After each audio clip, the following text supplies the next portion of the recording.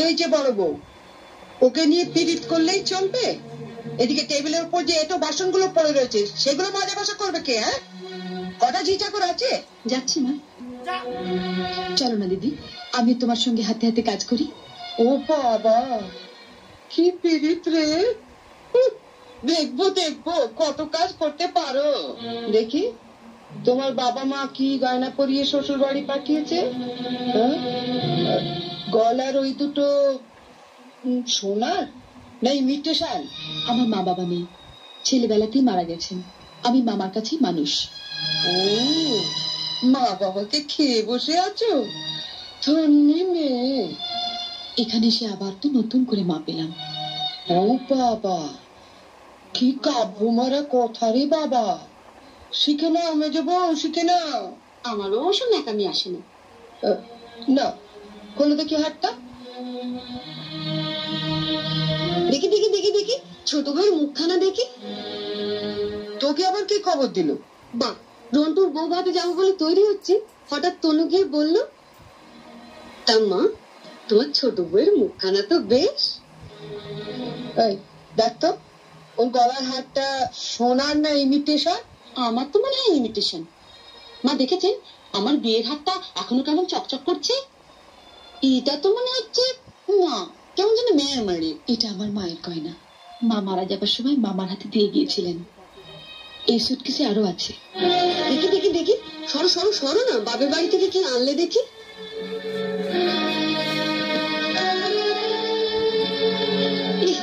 কি শাড়ি গো, ই মেয়ে, এ নিশ্চয়ই কোনো ভিখিরি বাড়ির মেয়েকে বিয়ে করেছে তনু। আমাদের বাড়ি ঝিরা এর কাপড় পরে। দেখ দেখ, বাবা লাল লাল হয়ে যাচ্ছে পাউডার। মা মা, আমি ঠিক বলছি মা, এই নিশ্চয়ই কোনো বস্তি বাড়ি মেয়ে, নইলে বিয়েতে কি ওরকম শাড়ি দেয়? দেখ দেখ,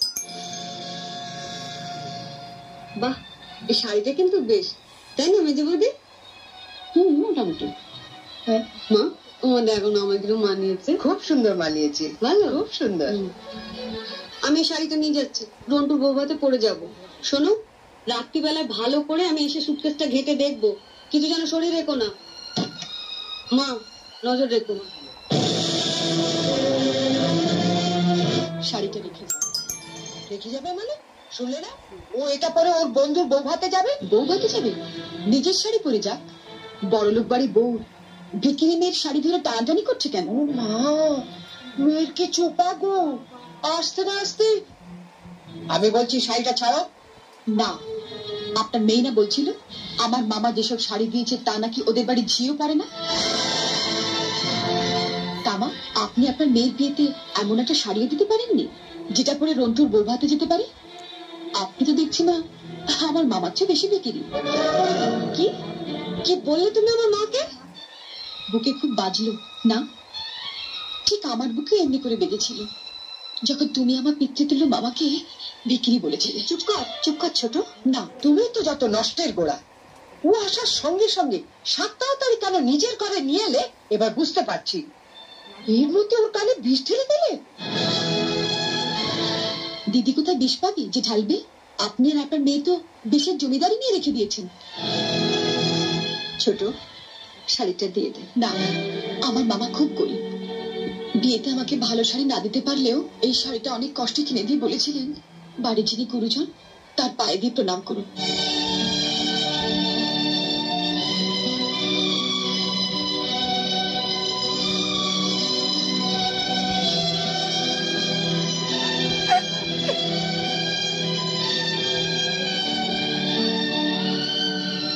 এ কি করলি হতভাগী? মা থাকতে আমাকে